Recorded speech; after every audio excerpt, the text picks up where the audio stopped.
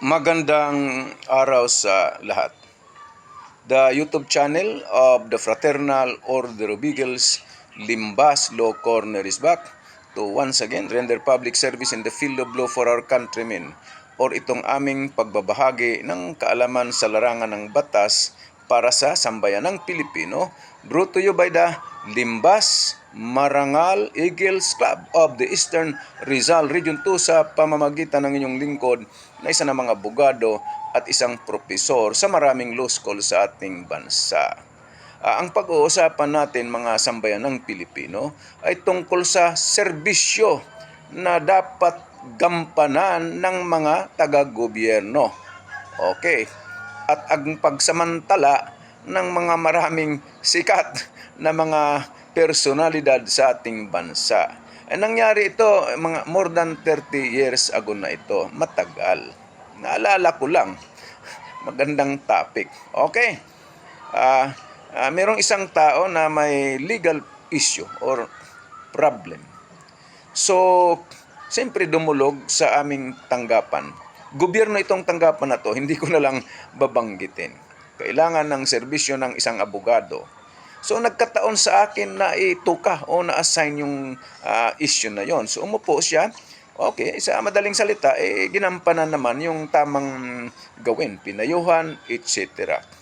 Pagkatapos mapaglingkuran, sabi ng mama, attorney, pasensya na po. Bakit? Meron po ditong sulat. Okay lang naman sulat. Anong masama? Hindi, ito po. Binuksan at binasa ko. Yung sulat pala, rekomendasyon or endorsement ng isang sikat na personalidad. Ini-endorse sa aming tanggapan para itong taong ito ay mapagserbisyuhan or magampanan ng isang ahensya ng gobyerno tulad sa amin noon. At ang sabi, okay ka muna, ba't hindi mo agad pinakita?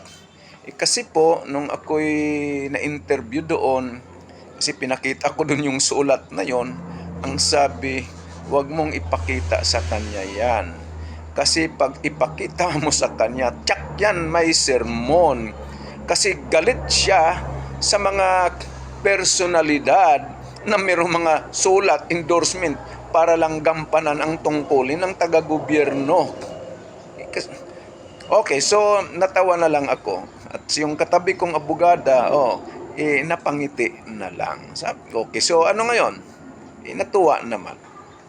Okay, at itong personalidad na sumulat sa aming tanggapan, hindi sa akin naka-address, hindi naman ako kilala.